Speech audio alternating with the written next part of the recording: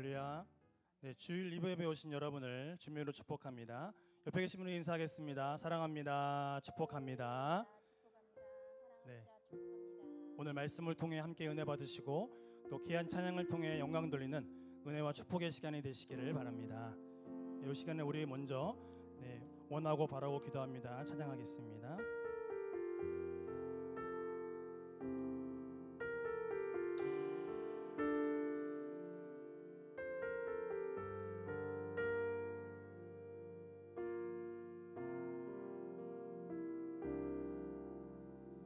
이 세상을 살아가는 동안에 나의 힘을 의지할 수 없으니 기도하고 낙심하지 말 것은 주께서 소망이 되심이 이 세상을 살아가는 동안에 나의 힘을 의지할 수 없으니 기도하고 낙심하지 말 것은 주께서 소망이 되심이라. 하나님의 꿈이 나의 비전이 되고 예수님의 성품이 나의 인격이 되고 성령님의 권능이 나의 능력이 되기 원하고 바라고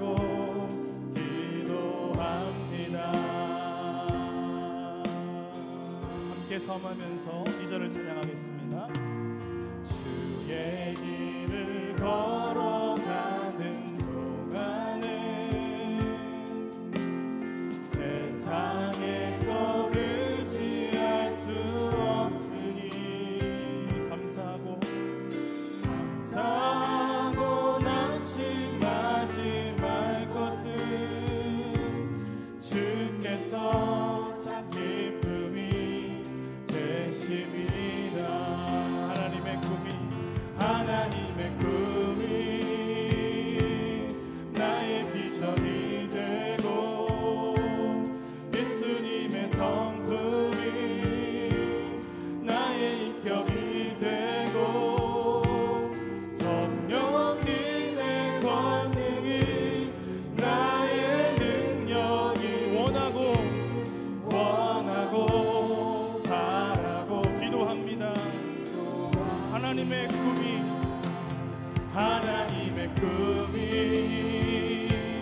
나의 비전이 되고 예수님의 성품이 나의 인격이 되고 성령님의 권능이 나의 능력이 되기 원하고 바라고 기도합니다. 우리를 그렇게 빚으실 하나님을 기대합니다. 하나님은 영이시니 예배하는 자가 영과 진리로 예배할지니라. 아멘.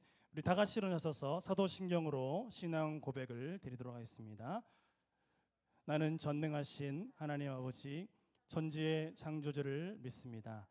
나는 그의 유일하신 아들 우리 주 예수 그리스도를 믿습니다. 그는 성령으로 잉태되어 동정녀 마리아에게서 나시고 본디오 빌라도에게 고난을 받아 십자가에 못 박혀 죽으시고 장사한 지 사흘 만에 죽은 자 가운데서 다시 살아나셨으며 하늘에 오르시어 전능하신 하나님 아버지 하나님 우편에 앉아 계시다가 거리로부터 살아있는 자와 죽은 자를 심판하러 오십니다. 나는 성령을 믿으며 거룩한 공교회와 성도의 교제와 죄를 용서받는 것과 몸의 부활과 영생을 믿습니다. 아멘. 네, 자리에 앉으시기 바랍니다.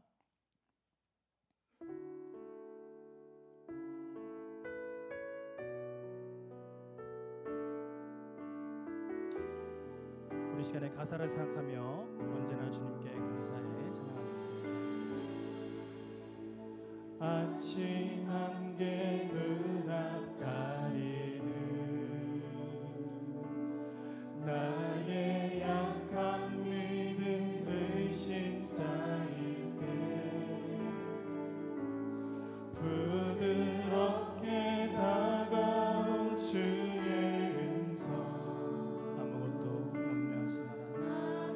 아무것도 염려하지 마라 빗줄기에 밤이 패이는 나의 작은 소망 사라져갈 때 고요하게 들리는 주의 음성 내가 너를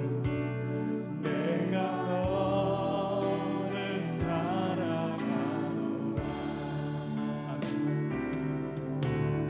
외로움과 방황 속에서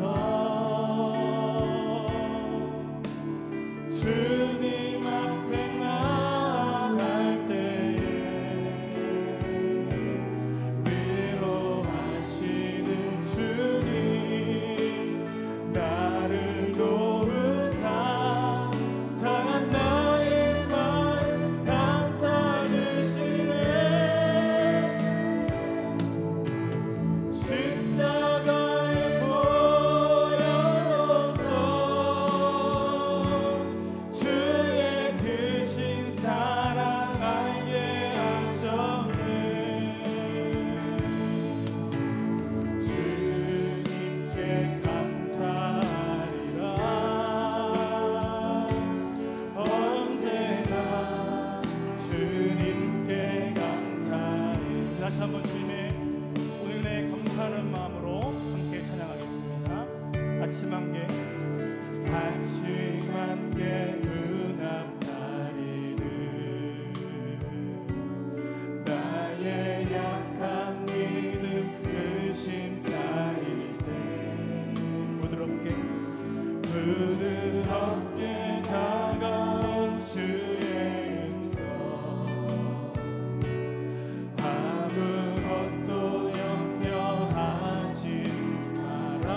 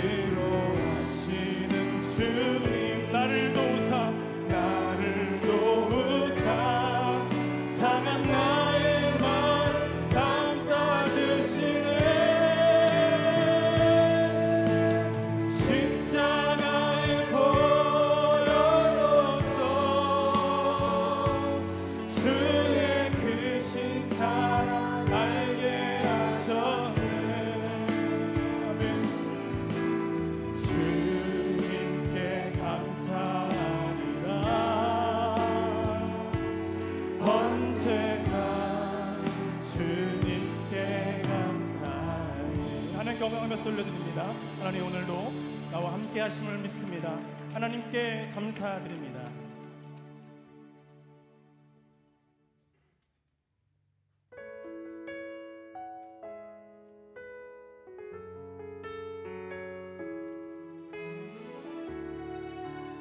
가사를 생각하면서 함께 찬양하겠습니다.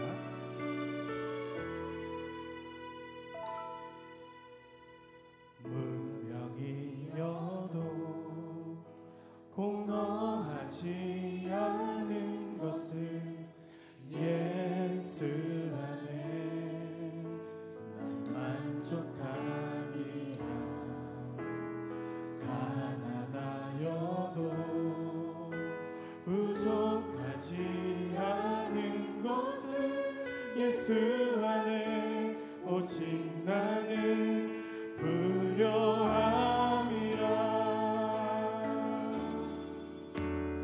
고난 중에도 견뎌낼 수 있는 것은 주의 계획 있기 때문이라. 실패하여도 일어설 수 있는 것은 연유 안에 오직 나는 승리함이라. 난 예수로 충만하네. 난 예수로 충만하네. 난 예수로 충만하네. 영원한 왕 내 안에 살아계시네. 내 몸이 약해도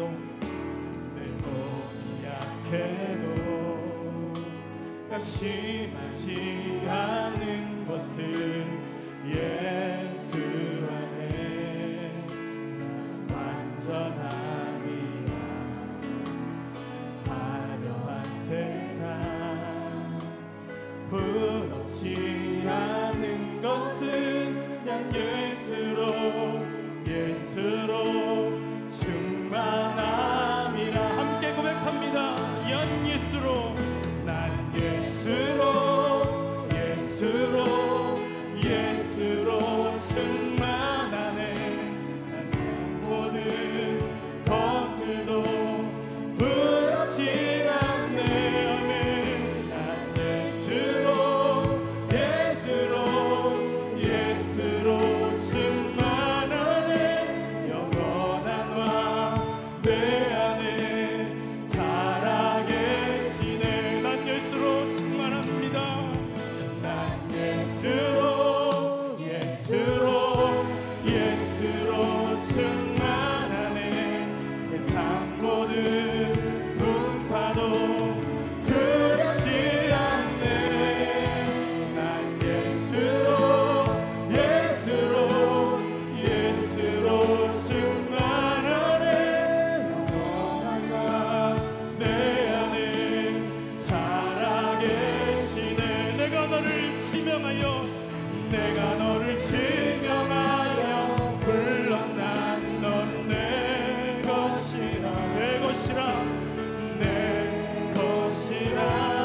너의 하나님이라. 내가 너를 보배롭고 존귀하게 여기노라. 너를 사랑하는 내 여호와라. 내가 너를 지명하여 불렀나니 넌 내 것이라. 아멘. 내 것이라 너의 하나님이라. 내가 너를 보배롭고 존귀하게 여기노라.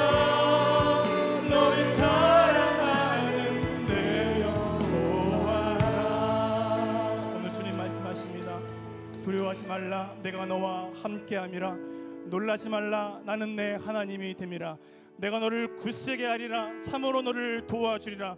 참으로 나의 의로운 오른손으로 너를 붙들리라 말씀하셨습니다. 하나님, 오늘도 주님의 은혜 가운데 하루를 살아갑니다. 내 마음의 걱정과 염려와 근심을 주님께 맡기게 하시고, 오늘 담임 목사님을 통해 말씀을 듣고 함께 은혜 받게 하시고 함께 찬양하며 기도하며 응답의 기쁨을 누리는 이 시간 될 수 있도록 역사해 달라고 우리 주여 한번 부르짖고 사모하며 기도하겠습니다. 주여, 하나님 감사합니다. 오늘도 우리에게 함께 하신 하나님, 우리를 충만하게 하시고 우리에게 능력 주신 하나님을 기대하며 연약하지만 오늘도 하나님의 은혜 가운데 하루를 살아갑니다. 하나님, 나에게 아버지 부족하고 연약한 분이 있사오니 하나님 치료하여 주시옵소서. 하나님, 육신의 질병을 치료하시고 우리의 영적인 것들도 하나님의 은혜 가운데 치료하여 주셔서 하나님의 은혜 가운데 우리의 말씀을 사모하며 하나님의 은혜 가운데 오늘도 나아갈 때에 세임과 능력을 허락하여 주시옵시고, 오늘 강의를 통해 주시는 말씀을 통하여 깨닫게 하시고 하나님의 능력으로 이 모든 것들을 감당할 수 있도록 은혜 베풀어 주시옵소서. 오늘 나는 두려워하지 않겠습니다. 하나님의 은혜 가운데 담대하게 주인으로 살아갈 수 있도록 우리 성도들을 기억하시고 주여 인도하시며 축복하여 주시옵소서. 하나님의 놀라운 역사로 함께하여 주시옵소서.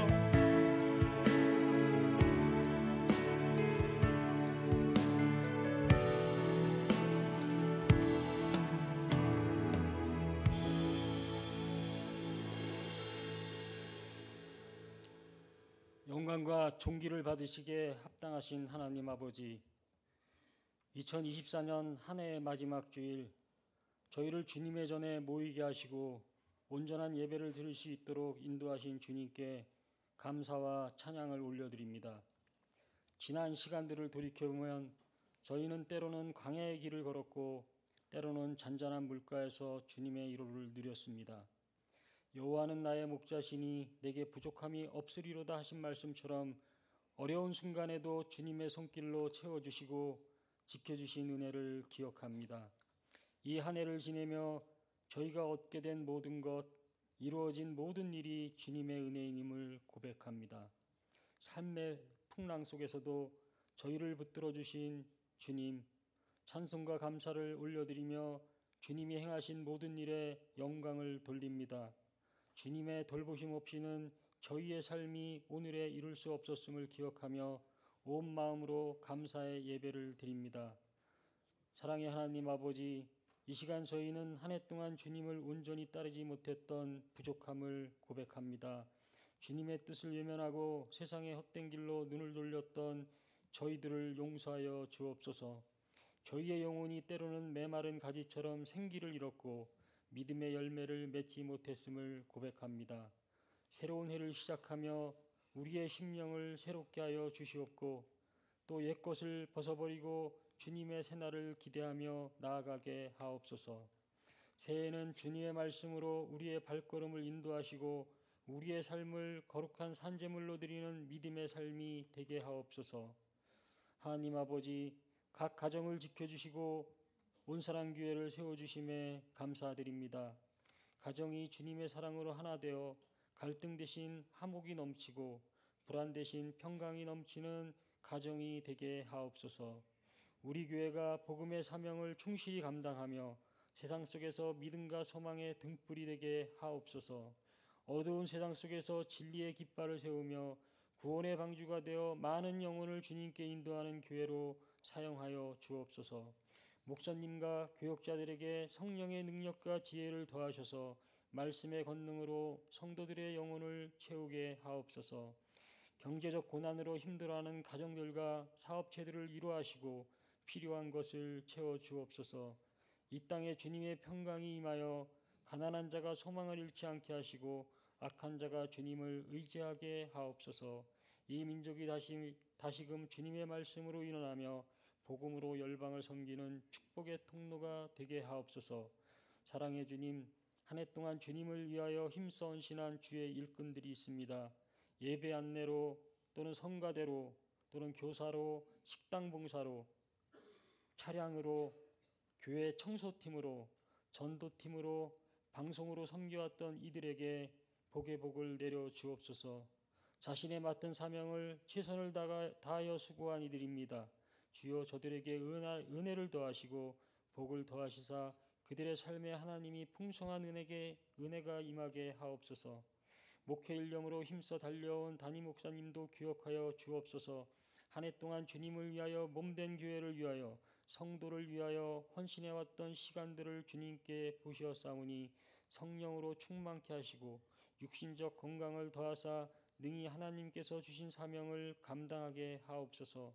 담임 목사님을 도와 함께 동역하시는 부목사님과 전도사님들에게도 큰 은혜를 내려 주옵소서. 2024년 마지막 주일 예배입니다. 한 해를 돌아보며 감사와 회개의 마음을 품게 하시고 다가오는 새해를 맞이하여 하나님의 뜻과 계획을 발견하게 하옵소서. 지금 여기에 함께 하시는 하나님을 사랑하고 찬양합니다. 예수님의 이름으로 기도합니다.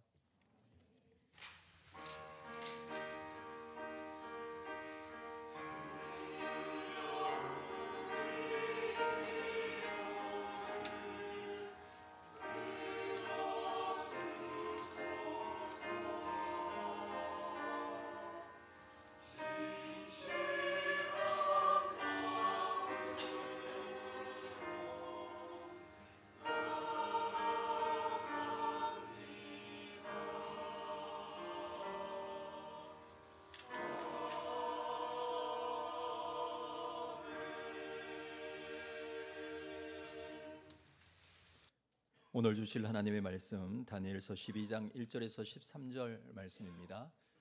다니엘서 12장 1절에서 13절 말씀을 한 절씩 교독하겠습니다.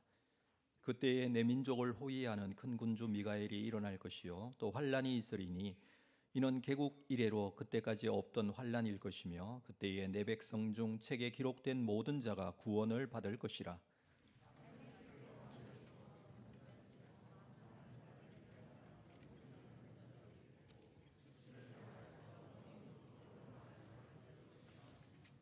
지혜 있는 자는 궁창의 빛과 같이 빛날 것이요 많은 사람을 옳은 대로 돌아오게 한 자는 별과 같이 영원토록 빛나리라.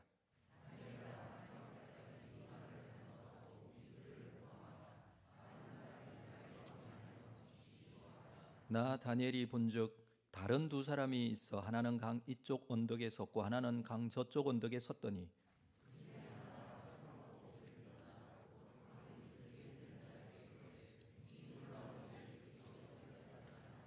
내가 들은즉 그 세마포 옷을 입고 강물 위쪽에 있는 자가 자기의 좌우 손을 들어 하늘을 향하여 영원히 살아계시는 이를 가르쳐 맹세하여 이르되 반드시 한때 두때 반때를 지나서 성도의 권세가 다 깨지기까지이니 그렇게 되면 이 모든 일이 다 끝나리라 하더라.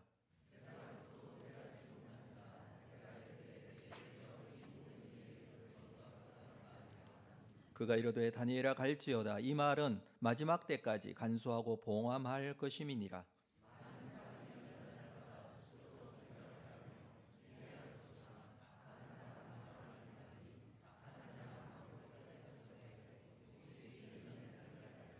매일 드리는 제사를 폐하며 멸망하게 할 가증한 것을 세울 때부터 1290일을 지낼 것이요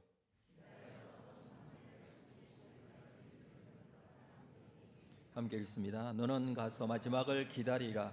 이는 내가 평안히 쉬다가 끝날에는 내 몫을 누릴 것임이라. 아멘.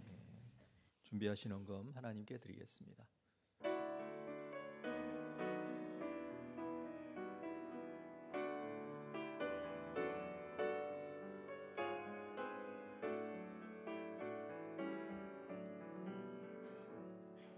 거룩하신 아버지 하나님, 하나님의 크신 은혜로 2024년도를 살게 하셨고 이 자리에 우리가 있음을 다시 한번 고백합니다. 하나님께서 주신 은혜의 힘과 능력이 없었으면 우리가 어찌 하나님 앞에 바른 믿음을 가지고 살았겠습니까? 우리에게 감사하는 마음을 주시고 감사의 제목을 주셔서 이렇게 감사 제목을 담고 감사헌금을 올려드립니다. 소득의 10분의 1을 구별한 11조 헌금으로 선교장화 구제건축헌금으로 하나님께 나아가는 것은 그 은혜가 나의 신앙의 고백이 되어 하나님께 이 예물을 드리고 이 예물을 통해서 하나님의 놀라운 역사들이 이루어지게 될 줄로 믿는 믿음입니다. 우리의 삶을 주관하시고 인도해 가시는 살아계신 아버지 하나님께서 우리의 삶 속에 더 큰 은혜와 감사의 제목들을 주실 줄로 믿고 우리의 인생은 감사하는 인생이 될 수 있도록 인도하여 주옵소서. 감사하고 예수님의 이름으로 기도합니다. 아멘. 2부 찬양대에 찬양이 있겠습니다.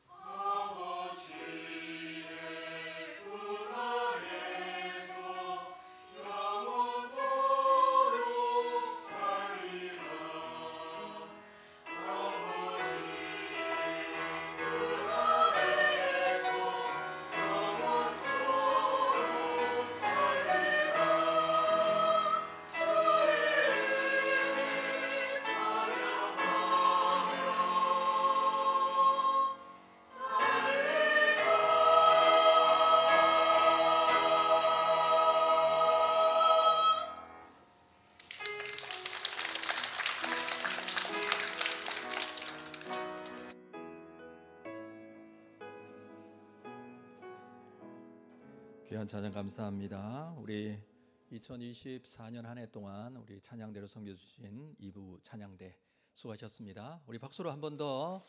예. 그리고 우리 앞뒤 좌우로 바라보시면서 한 해 고생하셨습니다. 여기까지 온 것은 하나님의 은혜였습니다. 서로 한번 인사하실까요?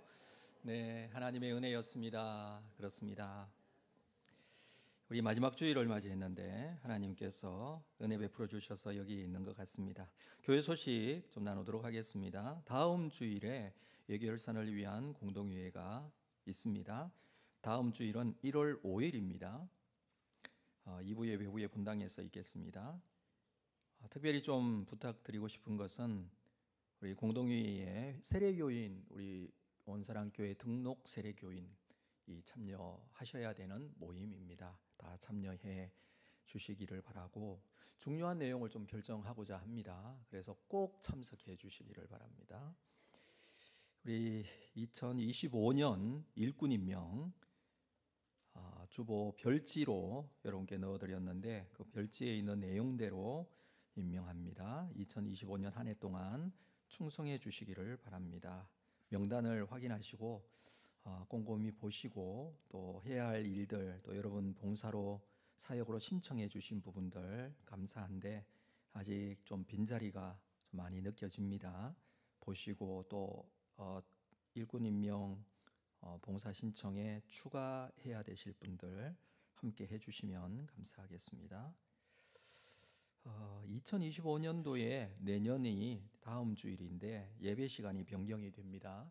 예배 시간 변경 몇 주 동안 광고했습니다만은 꼭 기억하시고 다음 주일에 착오가 없으시면 되겠습니다. 다음 주에는 1부 예배가 8시고 2부 예배가 10시, 3부 예배가 12시, 4부 예배가 2시입니다. 그래서 다음 주일에 오늘과 같이 11시에 오시면 어떻게 될까요? 네, 1시간 기다리시면 됩니다. 12시에 그냥 예배 드리시면 되는데 그게 힘드신 분들은 12시에 맞춰서 오시고 혹은 10시에 맞춰서 오시면 되겠습니다. 여러분들이 이제 9시에 우리가 1부 예배를 드리는데 8시에 예배를 드리면 좋겠다라는 요청들이 있었고 그런 시간들이 또 청년 예배와 맞물려서 이번에 그 여러 필요에 따라서 예배 시간을 이렇게 옮기게 되었습니다. 좀 여러분 이해해 주시고 시간을 잘 정해서 다음 주에 착오가 없이 예배가 진행될 수 있도록 해주시면 감사하겠습니다. 2024년도 수료 및 졸업식이 오늘 3부 예배 후에 있습니다. 3부 예배 후에 교회학교 그리고 사역훈련, 제자훈련, 1대1 제자 양육, 신약 성경대학 1년 동안 진행된 모든 훈련들의 수료식이 있습니다. 수료하시는 분들 참여해 주셔서 축복의 시간이 되시기를 바랍니다. 송구영신 예배는 이번 주 화요일이죠. 31일 밤 11시 30분에 본당에 모이도록 하겠습니다. 우리가 예배드리면서 내년 2025년도를 맞이하도록 하겠습니다.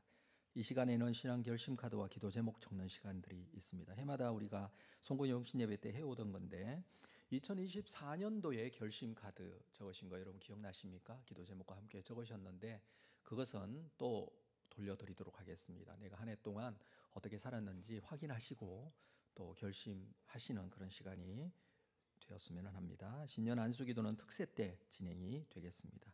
31일 오후 8시 30분에는 4층 사교육실에서 교사의 밤 2025년도 주교 교사로 임명되신 분들 모임이 있습니다.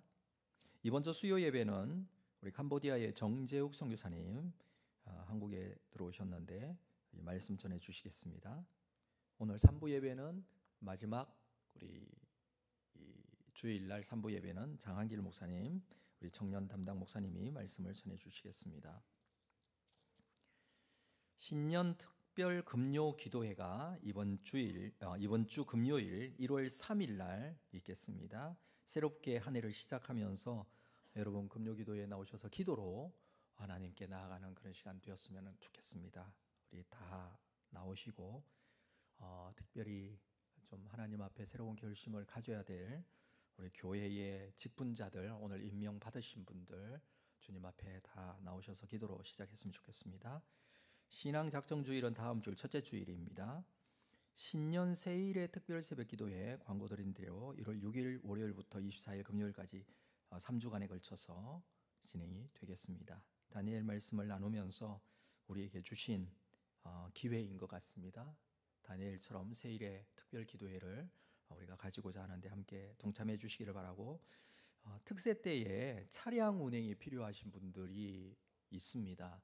그래서 대중교통이 없기 때문에 새벽 시간이어서 나오기 힘든 분들을 위해서 차량 운행을 하도록 하겠습니다. 여기 바깥에 가시면 신년 세일의 특별 새벽 기도회 차량 운행 신청이 있습니다. 여기에 신청자와 탑승 인원 또 주소 이렇게 적으셔서 제출해 주시거나 또는 우리 교구 교역자들에게 말씀해 주십시오.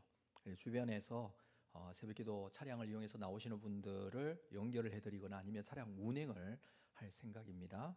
여러분들이 꼭 참석한다는 마음을 가지고 함께 참여해 주시면 감사하겠습니다. 지난주에 우리 신덕강 장로님, 박정순 권사님 가정에 장례식이 있었습니다. 슬픔을 당한 가정, 하나님의 크신 위로와 함께 하심이 있도록 여러분 성도의 교제로 함께 인사해 주시기를 바랍니다. 결혼 소식도 있습니다. 천종희 집사님, 신민경 집사님의 가정의 차남 결혼식이 1월 4일 이번 주 토요일 날 부산에서 있습니다. 부산 해운대에 있는 그랜드 블랑 예식홀에서 있습니다. 거리가 먼 관계로 인해서 혹시 참여하실 분 계시다면 우리 장한길 목사님께 문의해 주시면 되겠습니다.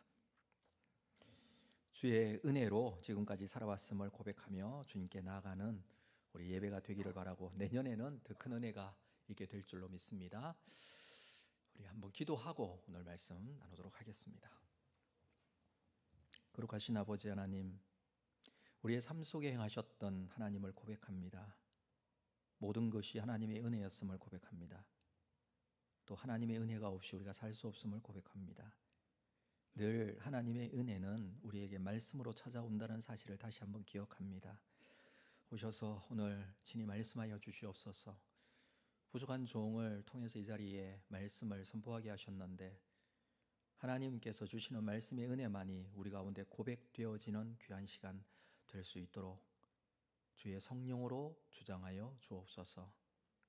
우리 각자의 마음이 세상의 근심, 생각, 걱정, 우리가 가져야 할 여러 가지 삶의 부담 다 내려놓고 주께서 주시는 말씀에 집중하고 또 말씀의 하나님의 음성을 듣고 또 순종하는 귀한 은혜가 우리에게 있도록 함께 하실 줄로 믿습니다. 새롭게 새 일을 행하시는 살아계신 아버지 하나님의 은혜가 이 시간 고백되어질 수 있도록 함께 하실 줄로 믿습니다. 예수님의 이름으로 기도합니다. 아멘. 오늘 말씀은 다니엘서 12장 마지막 장, 또 다니엘서 마지막 시간입니다. 제목은 내 몫을 누리리라 라는 제목입니다. 이 제목은 13절 마지막 절 마지막 부분에 있는 말씀이죠. 내 몫을 누릴 것이다 라는 말씀이 있습니다. 이 말씀의 의미가 무엇인지 다니엘서를 좀 정리하면서 말씀을 좀 나누고자 합니다.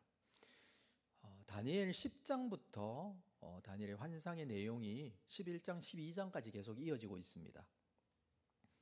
다니엘은 힘든 마음으로 세일의 기도를 작정하고 하나님께 작정 기도를 하게 되죠.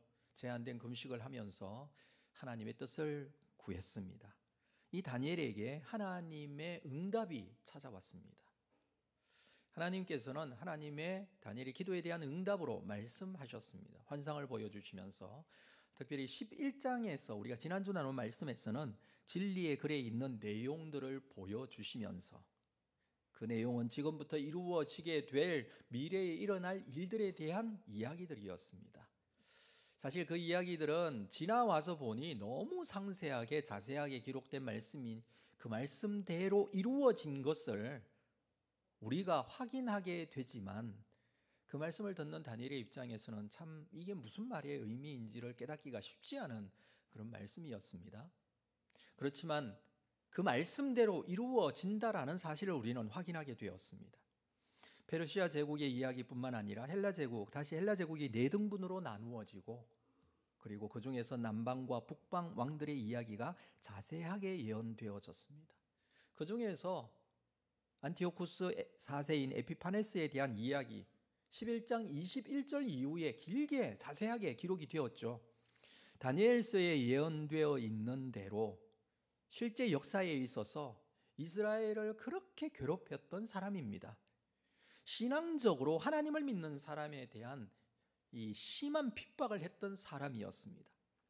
자신을 하나님보다 더 높였던 왕이었고 적그리스도의 행동을 그대로 보여주는 사람이었습니다.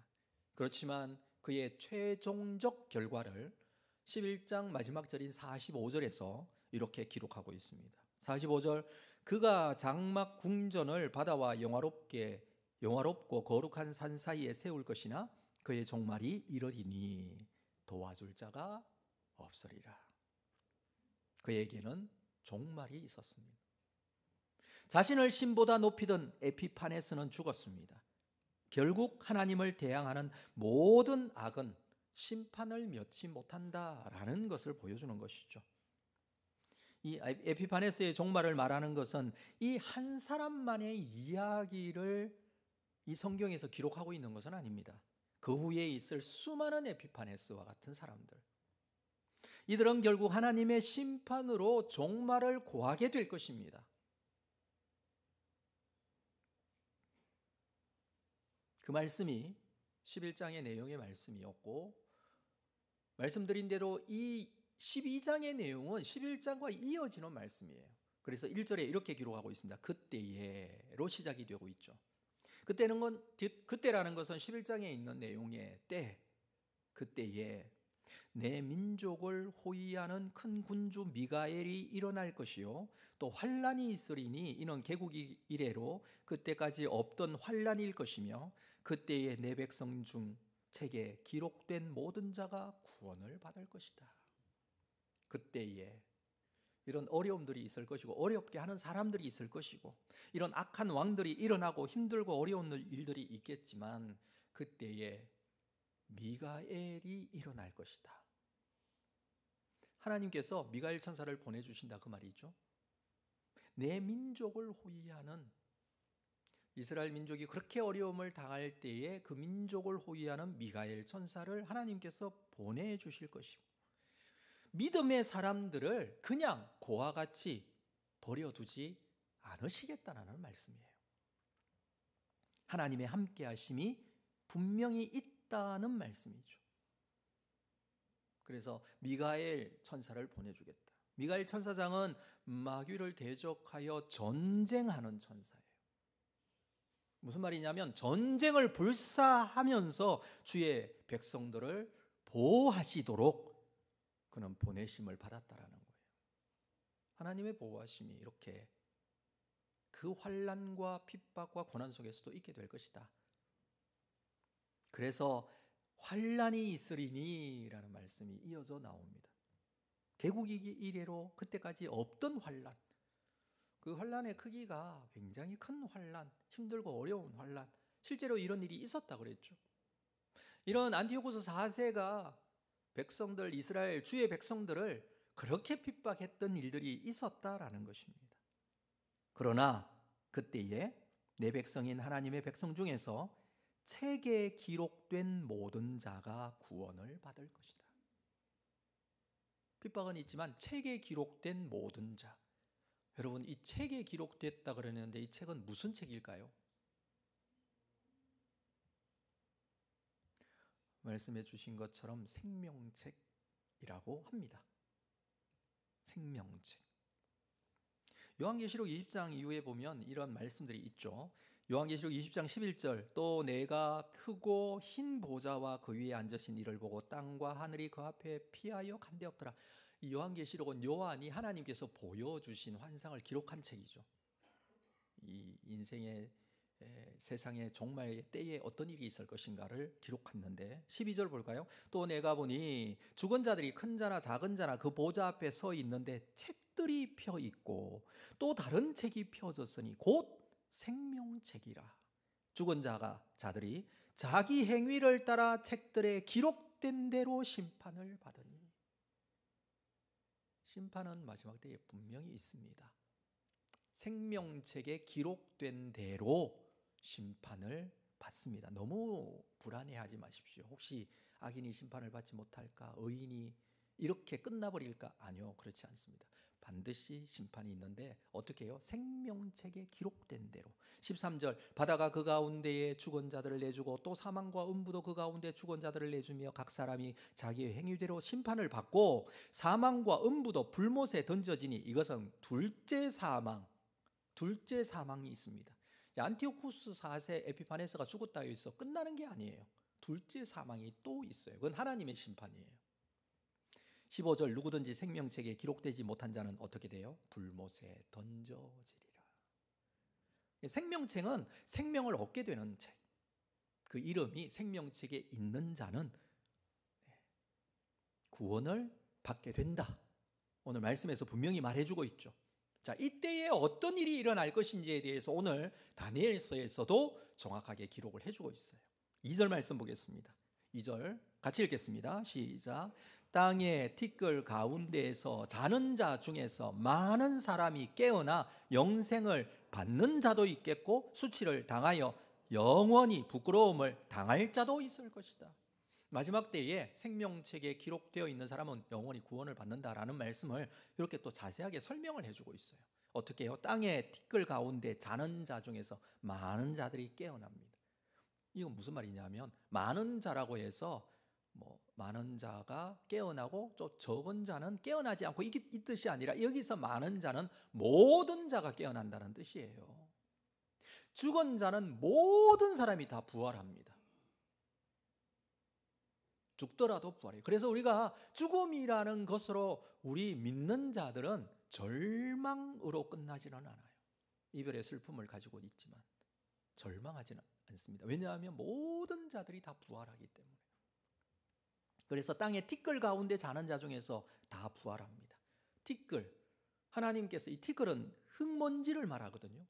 흙먼지와 같은 이런 존재, 우리 인간을 하나님께서 창조하실 때 이 흙을 빚어서 인간을 창조하셨잖아요. 그 인간이 어떻게 됩니까? 죽으면 티끌이 돼요. 화장을 하든 매장을 하든 모든 자들이 다 티끌이 돼요. 근데 그들이 마지막 때엔 다 일어납니다. 다 일어나서 부활합니다. 근데 그냥 이 사람들이 똑같은 부활이 아니고 많은 사람이 깨어나 영생을 받는 자도 있겠고 수치를 당하여 영원히 부끄러움을 당할 자도 있다. 여기서 나누어집니다.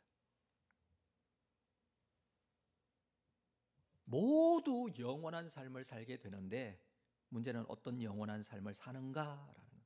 이 땅에서 하나님을 경외하고 주님을 믿는 사람은 주님과 함께 영원히 살게 되는 복된 부활을 누리게 될 것입니다. 이걸 영생이라고 표현을 해주고 있어요. 그러나 하나님을 대적하는 자들은 부활한 후 영원한 수치와 모욕 속에 살게 될 것이다 라고 말합니다. 그렇다면 우리는 어떤 사람입니까? 나는 어떤 사람입니까? 부활한 후 영생을 받은 자인 줄로 믿습니다. 믿으시기를 바랍니다. 이것이 사람에게 가장 큰 복이고 가장 큰 의미가 될 거예요. 그런데 이렇게 영생을 받을 수 있도록 인도한 사람은 어떨까요? 더 큰 복이 되겠죠. 한 사람이 구원받는 건 너무나 큰 복이에요. 우리가 구원받은 하나님의 백성이 되는 게 얼마나 큰 복인지 몰라요. 근데 사람은 또 사람들에게 영향을 주고 영향을 받거든요. 영향을 주면서 많은 사람들이 구원을 받을 수 있도록 한 사람은 어떤 사람일까요? 정말 복된 사람일 거예요. 그 이야기를 3절에서 해주고 있어요. 3절 말씀도 같이 읽습니다. 시작.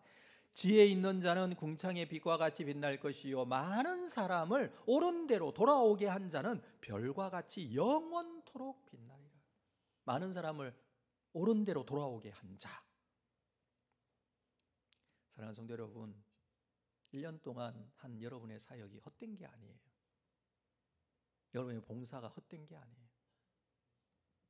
그것이 하나님의 일이라면 그 일을 통해서 구원받는 자, 옳은 대로 돌아오게 되는 자, 하나님을 예배하고 찬송하는데 사용되어진 자. 네. 오늘 여기 말씀처럼 많은 사람을 옳은 대로 돌아오게 한 자와 같습니다. 그들은 어떻게 된다고요? 별과 같이 영원토록 기억돼요. 별과 같이 영원토록. 이것이 지혜 있는 자라고 앞에서 말해주고 있는 거예요. 그렇습니다. 지혜 있는 자는 궁창의 빛과 같이, 많은 사람을 옳은 대로 돌아오게 한 자는 별과 같이 영원토록 기억될 것입니다. 이 부분에 대해서 예수님께서도 말씀하셨어요. 마태복음 13장 41절, 인자가 그 천사들을 보내리니 그들이 그 나라에서 모든 넘어지게 하는 것과 또 불법을 행하는 자들을 거두어내어 풀무불에 던져 넣으리니 거기서 울며 이를 갈게 되리라. 그러나 43절, 그때에 의인들은 자기 아버지 나라에서 해와 같이 빛나리라. 자기 아버지 나라에서 해와 같이 빛난다. 별이 된다. 이건 영원토록 기억된다라는 거예요. 하나님께서 기억해 주신다라는 거예요. 의인들은 아버지 나라에서 해와 같이 빛나게 될 것입니다. 의인은 지혜 있는 사람과 같이 많은 사람을 옳은 대로 돌아오게 한 사람을 말해요. 반대의 사람도 있죠. 많은 사람들을 핍박하고 곤란하게 하고 힘들게 한 사람도 있죠. 우리 11장에서 나눈 그 사람과 같이 그의 종말을 반드시 하나님께서 심판하신다라는 것을 보았습니다. 그러나 많은 사람들을 옳은 대로 돌아오게 한 하나님의 사람들, 영원히 기억될 것입니다. 우리가 하나님을 만나고 주 예수 그리스도를 믿게 되고 생명의 길을 가게 된 것 너무나 큰 복이지만, 그리고 그 길을 함께 가고자 많은 이들을 주께로 돌아오게 한 일, 하나님께서 꼭 기억하십니다. 여러분, 배워서 남 줍니까? 배워서 남 줍니다. 배워서, 복음을 알고 배워서 남을 줘야 돼요. 함께 주의 백성으로 구원받는 일에 우리가 함께 가는데 쓰임받는 여러분들 다 될 수 있기를 주의 이름으로 축복합니다. 영원히 기억될 거예요. 하늘의 별과 같이 영원히 빛날 것입니다. 이어서 주시는 말씀을 볼까요? 4절, 다니엘아, 마지막 때까지 이 말을 간수하고 이 글을 봉함하라. 많은 사람이 빨리 왕래하며 지식이 더하리라. 천사가 다니엘에게 하고 있는 말이에요. 다니엘에게 이 말, 지금 보여주는 환상, 하나님께서 주신 말씀, 이 말씀을 잘 간수하고 이 글을 봉함하라. 봉함하라는 것은 훗날을 위해서 조그마한 오류나 잘못된 내용이 들어가지 않도록 잘 보존하라는 뜻이에요. 이걸 딱 봉인해서 아무도 볼 수 없도록 이렇게 숨겨놓아라, 그 뜻이 아니고, 그죠? 그 뜻이 아니고 이 말씀을 순수하게 잘 유지하라는 말씀이에요. 말씀이 오염되지 않도록 하라는 말씀이에요. 다른 가르침이 있지 않도록 하라는 거예요. 어떻게 된다고요? 많은 사람이 빨리 왕래하며 지식이 더하리라. 많은 사람들이 빨리빨리 왕래하고 지식이 더해지는 이유가 무엇이냐 하면 이 말씀에 대한 잘못된 해석들에 대한 궁금증 때문이에요. 누구는 이 말씀을 보고 KTX가 그래서 생겼다 이렇게 말하는데 그게 아니고, 이 말씀은 무슨 말씀이냐 하면 이 잘못된 가르침, 잘못된 말씀으로 인하여 그것을 얻고자 하는 지식들이 사람들이 막 요구되어지고 그것 때문에 분주히 왕래를 합니다. 거의 대부분 말세에 대한 그런 지식을 얻으려고 사람들이 자꾸 분주히 왕래합니다. 미래에 대해서 일어날 일에 대해서 구체적인 내용을 궁금해합니다. 말세에 대한 지식은요, 성경 말씀 이상의 것은 있을 수 없습니다. 무슨 말씀이냐 하면 우리가 미래에 대한 일들에 대해서 성경에서 말하고 있는 것 이상으로 구체적으로 알 필요가 없을 뿐만 아니라 알 수도 없어요. 그런데 많은 이단들은요, 이 성경에 대해 잘못된 가르침을 하고 있는 자들은요, 미래에 있을 일들을 근거 없는 확신으로 지나치게 상세하게 가르치고 강조하는 일들이 자꾸 일어나요. 여러분, 미래에 대해서 우리가 궁금할 수는 있죠. 근데 그 미래에 대해서 궁금하면서 여기저기 쫓아다니면서 분주하게 다니지 마십시오. 어디에 있냐면 말씀에 있어요. 그리고 말씀은요, 우리가 신앙생활하며 믿음을 지킬 수 있도록 하나님께서 주신 말씀, 그게 제한되어 있어요. 미래에 대해서 자꾸 궁금해하시는 분이 있어요. 내년에 어떻게 될까? 그래서 뭐 사주 말고 또 뭐 있죠? 토정 비결, 또 뭐 이런 거 궁금해하시는 분이 내년에 또는 언제, 또는 뭐 종말이 때가 언제, 몇 월 며칠. 성경엔 그건 얘기 안 하고 있어요. 성경에서 주시는 하나님의 약속의 말씀이 있거든요. 미래에 어떤 일이 있을 것이고 그때까지 믿음을 지켜라, 이 말씀이잖아요. 근데 자꾸 그 때를 몇 년, 몇 월, 며칠, 몇 초, 뭐 이걸 따지는 경우들이 있습니다. 여러분, 이런 경우는 무조건 기준이 있는데 성경이 기준이에요. 성경에서 말하지 않으면 더 이상 알 필요도 없고, 그래서 말씀을 잘 유지하고 많은 사람들이 그것을 따라서 왔다 갔다 하더라도 너는 그 말씀을 잘 봉함하라 라고 말하고 있는 것입니다. 자, 이런 말씀을 한 후에 또 상황이 좀 바뀌어요. 5절 말씀 볼까요? 나 다니엘이 본즉 다른 두 사람이 있어 하나는 강 이쪽 언덕에 섰고 하나는 강 저쪽 언덕에 섰다. 자, 상황을 좀 정리하면 10장에서 다니엘은 세일의 기도를 하면서 히데겔 강이라는 강가에 있었습니다. 거기서 환상을 봤어요. 환상을 볼 때 다니엘 앞에 천사가 나타나서 이 환상에 대한 설명을 해주잖아요. 해주면서 진리의 글을 열어 보이면서 그것에 대한 이야기도 11장에 쭉 해왔는데, 지금 앞에 다니엘 앞에 천사가 있어요. 그런데 또 다른, 여기 보면 다른 두 사람, 이 두 천사를 말하는데, 두 사람이 강 이쪽 언덕에 한 천사, 강 저쪽 언덕에 한 천사가 있어요. 두 천사가 또 있어요. 그러면 총 몇 명이에요? 3명이에요. 그림이 그래요. 왜 다른 두 사람인 이 두 천사가 여기에 등장을 할까? 뭐 결론적으로 말씀을 드리면 이런 의미예요. 이 두 천사와 다니엘이 서로 이렇게 이야기를 주고받는 장면들이 이어서 나오는데, 이 천사의 역할은요, 증인 역할이에요. 증인은 두 사람 이상이어야 됩니다. 이 두 천사는 이때까지 다니엘에게 미래에 일어날 일에 대한 환상을 설명해 준 천사의 이러한 증거가 거짓이 아니라는 것을 보증하기 위해서 온 천사, 그래서 두 천사가 나타난 것입니다. 자, 6절 볼까요? 그 중에 하나, 두 천사 중에 하나예요. 다니엘 앞에 있는 천사가 아니라 그 중에 두 천사 중에 하나가 세마포 옷을 입은 자고 강물 위쪽에 있는 자, 요건 다니엘 앞에 있는 자예요. 이 천사에게 이렇게 묻습니다. 이 놀라운 일의 끝이 어느 때까지냐 묻습니다. 지금까지 얘기한 이 환상에 대한 설명을 쭉 듣고 있는 또 다른 천사가 이 일이 어느 때까지 있을 것이냐라고 묻는 것입니다. 그때에 이 질문에 대한 대답을 7절에서 해줘요. 내가 들은 즉 그 세마포 옷을 입고 강물 위쪽에 있는 자, 지금까지 다니엘에게 설명해준, 환상에 대한 설명을 해준 천사입니다. 그가 자기의 좌우 손을 들어 하늘을 향하여 영원히 살아계시는 이를 가리켜 맹세하여 이르되, 이렇게 말합니다. 반드시 한때 두때 반때를 지내서 성도의 권세가 다 깨지기까지이니, 그렇게 되면 이 모든 일이 다 끝나리라.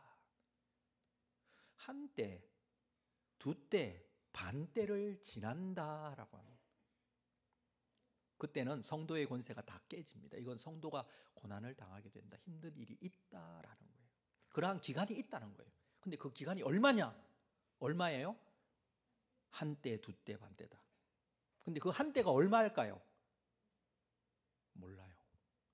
이걸 자꾸 해석을 해요. 한때가, 때는 1년이고 한때, 두때, 반때니까 이건 3년 반이다. 3년 반만 지나면 된다. 올해가 몇 년이죠? 24년. 원래 너무 힘든 일이 있었는데 24, 25, 26년, 그리고 27년 7월 달부터 좋은 일이 있을 것이다. 이렇게 해석해야 되나요?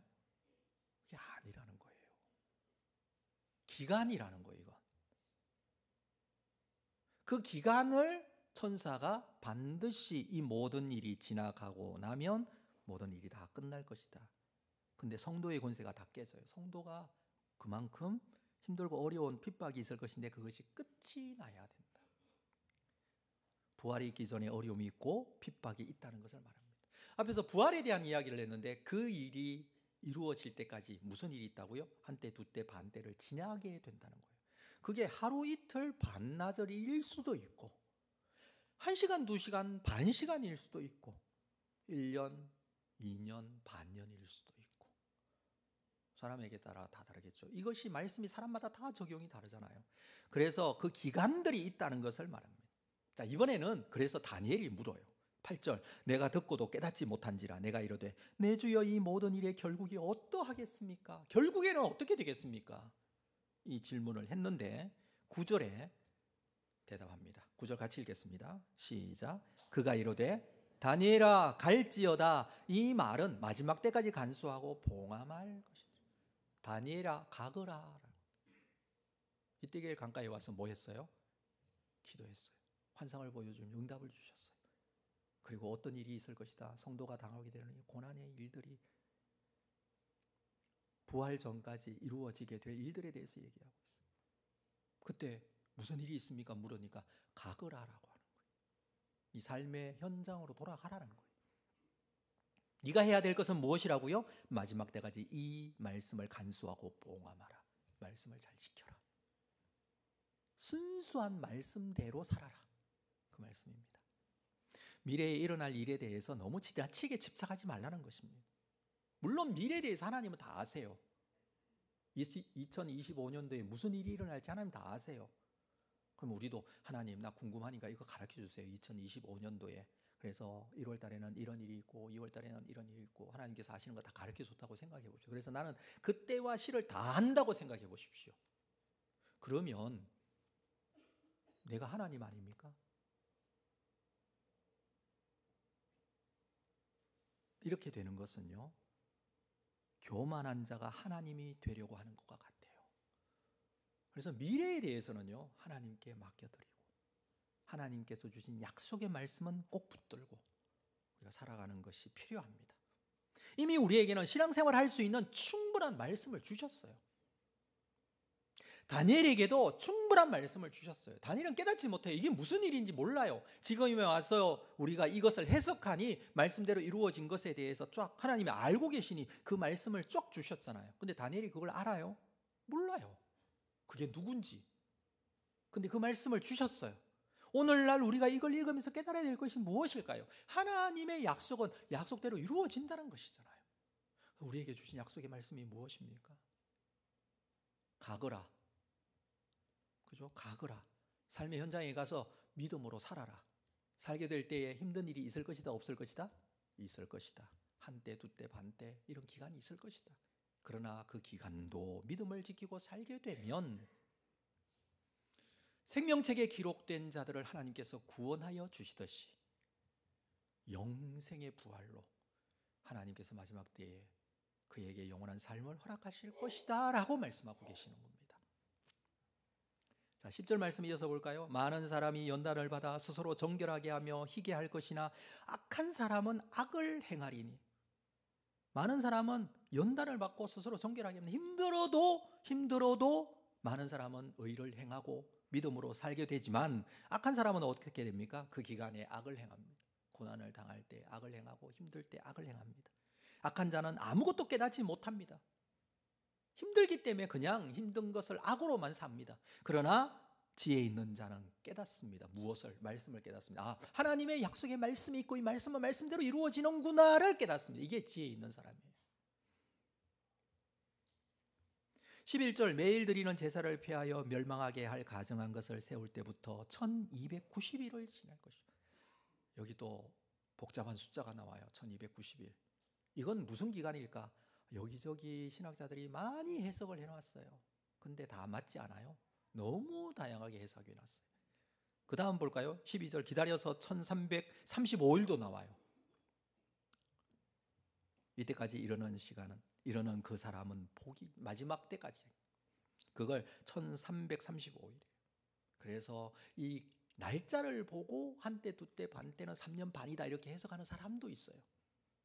그렇지만 여러분 히브리어의 숫자는요 숫자만을 말하지 않거든요.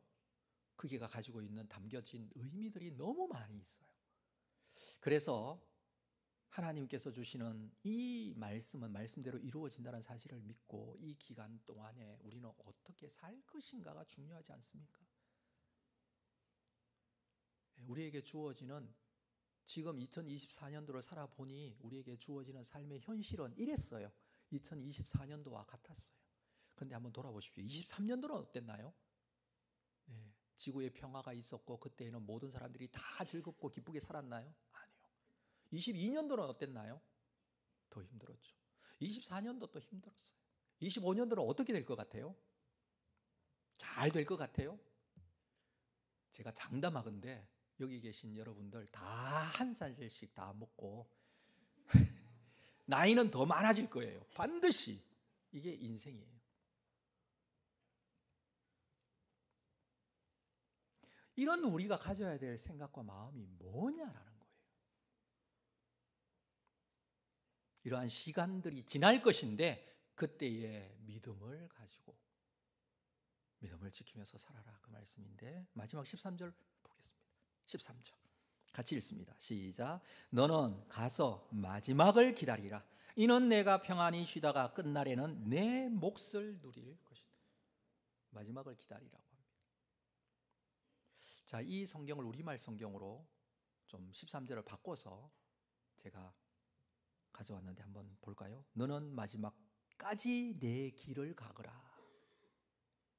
내 길, 네가 해야 될 일, 그걸 하라는 거예요. 내가 죽어 평안히 잠들어 쉴 것이다. 다 죽어서 편안히 다니엘 어떻게 됐나요? 이 말씀을 받고 놀라운 지혜를 깨닫고 어떻게 됐어요? 죽었어요. 여기 안 죽는 사람 있습니까? 다 죽어요. 그렇습니다. 네가 죽어 평안히 잠들 것이다. 근데 너는 마지막 날에 일어나서 네 상을 받아 누릴 것이다. 네 상을 받아, 여기서 오늘 말씀에서 내 몫을 누릴 것이다. 몫이에요. 몫. 다 사람마다 자기 몫을 받아요. 자기 몫이 있어요.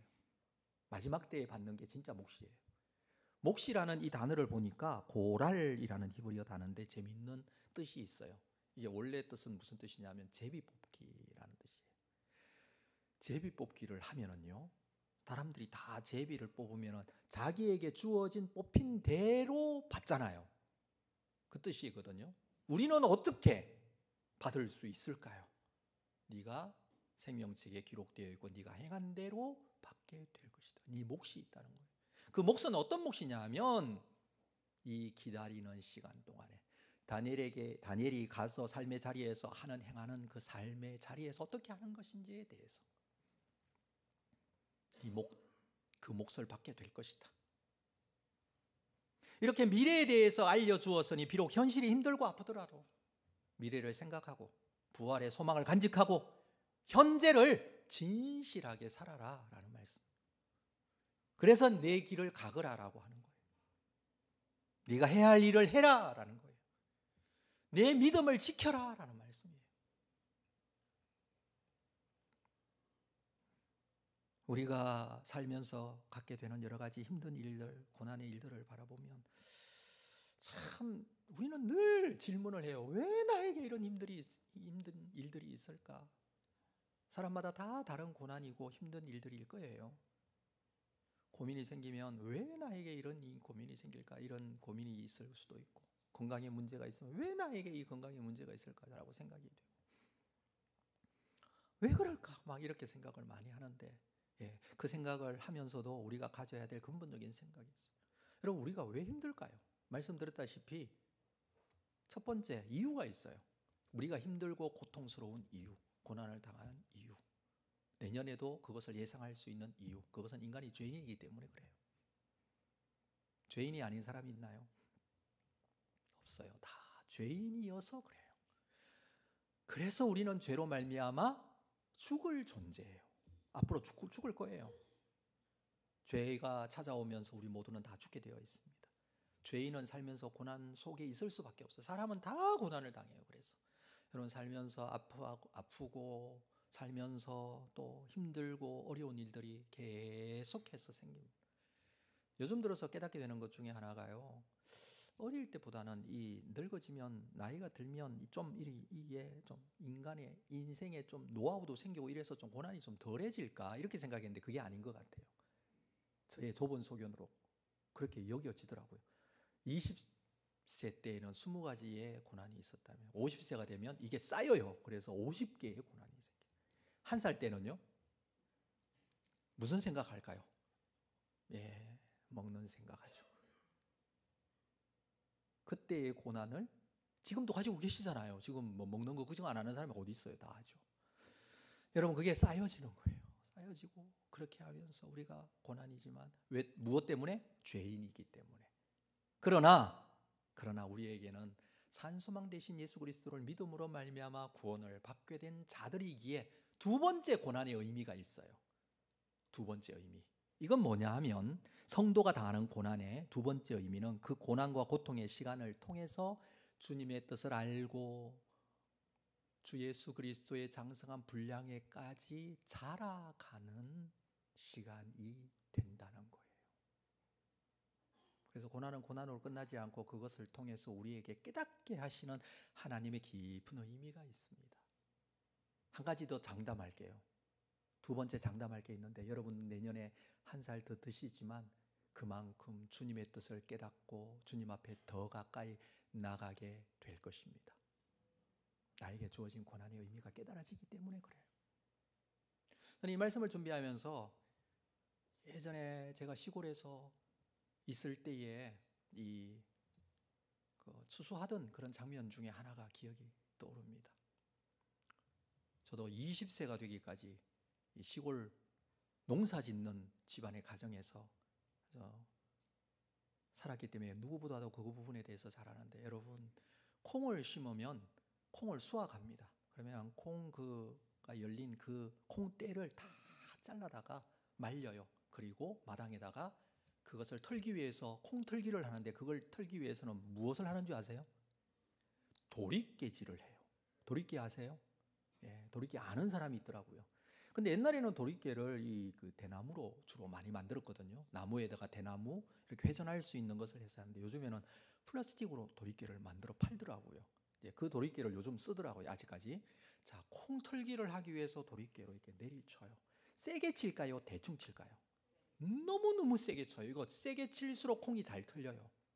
모든 콩깍지에 들어있는 콩들을 다 털어내는 게 목적이에요. 그래서 너무 세게 너무 힘들지만 계속해서 쳐요. 콩은 얼마나 아플까요? 그런데 그것을 통해서 어떻게 돼요? 온전한 알곡들이 수확이 돼요. 이게 몫이에요. 우리가 받게 될 몫. 비록 고난의 아픈 과정들이 있지만 주님께서 그 알곡을 우리의 몫으로 삼아주시고 그 알곡을 통해서 하나님 영광 받아주시고 하나님께서 이렇게 말씀하시죠. 내 몫을 누리리라. 이 삶이 계획되어져 있습니다. 그리스도의 장성한 분량에까지 이르시기를 애쓰는 여러분 되시기를 주의 이름으로 축복합니다. 그게 아니면 아무런 의미가 없어요. 우리에게 주어지는 고난에. 죄의 결과물로 주어진 것으로 끝나버려요. 그러나 그리스도의 장성한 분량에까지 우리가 자라나고 성숙해져 가고 2025년도에는 이 성숙이 더해지는 여러분들의 신앙, 믿음이 될 수 있기를 주의 이름으로 축복합니다. 우리 자리에서 다 일어나시겠습니다. 말씀 생각하면서 이 찬양 드립니다. 이 세상을 살아가는 동안에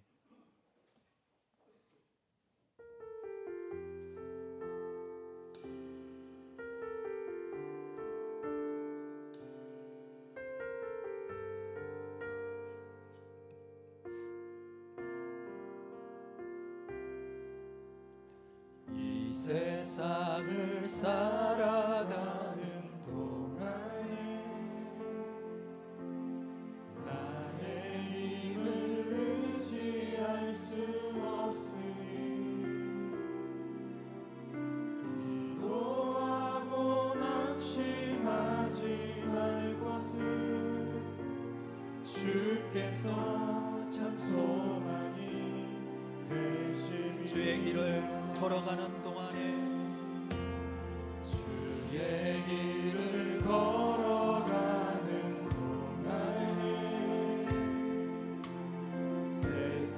내게 더 의지할 수 없으니 감사하고 낙심하지 말 것은 주께서 참 기쁨이 되시니라. 하나님의 꿈이 나의 비전이 되고 예수님의 성품이 나의 인격이 되고 성령님의 권능이 나의 능력이 되길 원하고 바라고 기도. 하나님의 꿈이 나의 비전이 되고 예수님의 성품이 나의 인격이 되고 성령님의 권능이 나의 능력이 되길 원하고 바라고 기도합니다. 우리 말씀을 생각하시면서 함께 주님 앞에 기도하고 세상으로 나가십시다. 다니엘에게 가거라 내 삶의 자리로, 그리고 끝까지 믿음 지키고 말씀을 순수하게 보관하고 약속의 말씀대로 지켜 행하라고 말씀해 주셨습니다. 우리에게도 하나님께서 주시는 약속의 말씀을 붙들고 살아갈 수 있도록 인도하시고 마지막 때에 주시는 상과 목 주님께서 반드시 예비해 주셨음을 믿고 우리에게 주어지는 이 고난과 아픔 속에 참 알곡을 맺어가는 과정이 될 수 있도록 나를 인도하여 주시옵소서. 힘과 능력을 더하여 주시옵소서. 주님만 믿고 나아가게 하여 주시옵소서. 우리 기도로 나아가겠습니다. 거룩하신 아버지 하나님, 오늘도 이 약속의 말씀을 붙들고 주님 앞에 거룩하게 세워집니다. 살아갈 삶의 자리에서 언제나 우리가 부족하고 연약한 모습을 가지고 있지만 아버지 하나님, 그러나 살아계신 아버지 하나님의 거룩하신 은혜의 말씀으로 세워지는 귀한 은혜가 있도록 인도하여 주시옵소서. 삶의 자리에서 더욱더 빛나는 자들이 되기를 원합니다. 많은 사람을 주께로 인도한 하늘의 빛나는 별과 같이 하나님 앞에 쓰임받는 자들이 되기를 원합니다. 하나님께서 우리의 삶을 주장하여 주셔서 아버지 하나님이여 주께로 돌아오는 하나님의 복음의 역사에 쓰임받는 믿음의 사람들 되게 하여 주시옵소서. 주께서 이들을 통하여 우리에게 말씀하여 주시고 주께서 행하실 하나님의 놀라운 일들을 나타내 보여주실 줄로 믿습니다. 하나님의 놀라우신 사랑과 능력과 그 은혜대로 세워지는 귀한 은혜가 되도록 하나님은 베풀어 주시옵소서. 2025년도에는 더욱더 성숙하고 믿음 가운데 거룩하게 세워진 믿음의 사람들 되게 하여 주시기를 원합니다. 주님의 놀라운 사랑으로 함께하여 주시옵소서. 주께서 함께하시옵소서. 원하고 바라고 기도합니다. 지금은 우리 주 예수 그리스도의 은혜와 하나님 아버지의 크신 사랑하심과 성령님의 교통 위로 함께 역사하심이 오늘도 주시는 말씀의 은혜와 그 말씀의 약속을 붙들고 주님 앞에 거룩하게 세워져 더욱더 성숙한 믿음의 사람으로 성화되어지고 하나님께 나아가고자 작정하는 우리 모든 성도들 심령 위에 지금으로부터 영원토록 함께 있을지어다. 아멘.